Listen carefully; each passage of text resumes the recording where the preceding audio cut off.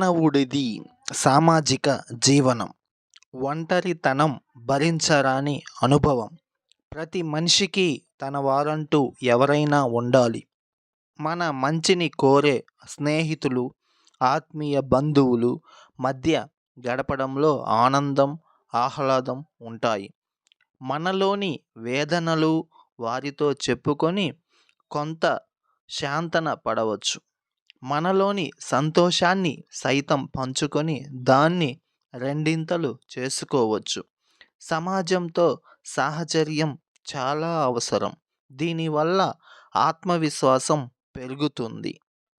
జీవితంలో గెలిచేందుకు గొప్ప శక్తి కావాలి.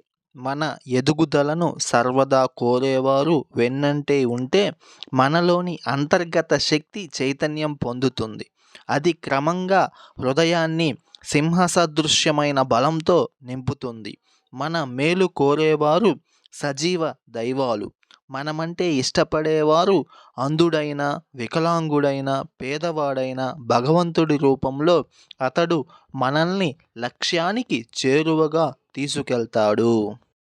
మంచి స్నేహము, ఆత్మీయ బంధుత్వాలు లభించటం మానవుడి విజయానికి చాలా అవసరం. దీనితో పరాధీనత తొలగి భగవంతుడిపై, తమపై విశ్వాసం పెరిగి సమాజంలో చక్కని స్థానం లభిస్తుంది. మంచి సంబంధ బాంధవ్యాల వల్ల కామ, క్రోధ, మోహాల బంధత్రయాన్ని దూరం చేసుకోవచ్చు.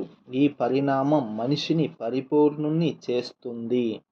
మహాభారతంలోని ఆది పర్వంలో కౌరవులు, పాండవులు ఉండే ఇంటిని దహనం చేసి పాండవులను హతమార్చాలని పన్నాగాలు పన్నుతారు.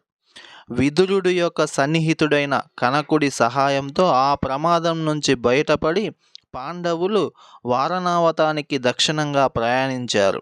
ఆ తోవలో విదురుడు కనిపించి వారికి కొన్ని హితోక్తులు చెబుతాడు. పాండునందనులారా, ధార్తరాష్ట్రుల అసూయ కారణంగా ఇప్పుడు మీరు ఒంటరివారయ్యారు. తక్షణం మీరు మీ మేలు కోరే హితులను, బంధువర్గాన్ని ఏర్పాటు చేసుకోవాలని, ఈ క్రమంలో మీరు జాగ్రత్త అంటూ వారిని ఏకచక్రపురం వెళ్ళమని సలహా ఇస్తాడు. పాండవులు ఆ సూచనను పాటించి ఏకచక్రపురం చేరి భిక్షాటనతో కాలం గడుపుతూ ఉంటారు. అయినా వారిలో ధైర్యం తగ్గలేదు, ఏమాత్రం నిరాశ చెందలేదు. అక్కడే బకాసురుడు అనే రాక్షసుణ్ణి భీమసేనుడి చేతిలో మరణిస్తాడు. హిడింబాసురుణ్ణి సంహరించి అతడి సోదరి అయిన హిడింబిని భీముడు పెళ్లి చేసుకుంటాడు. పాండవులకు అది తొలి బంధుత్వం అవుతుంది. భీముడు, హిడింబీల సంతానమే ఘటోత్కచుడు. అతడు పెరిగి పెద్దై యోధుడవుతాడు. మహాభారత యుద్ధంలో ప్రముఖ పాత్ర పోషిస్తాడు. అతడి మంత్ర తంత్ర విద్యలకు తాను తప్ప ఇంకెవ్వరూ సాటిరారని శ్రీకృష్ణుడు వరం ప్రసాదిస్తాడు.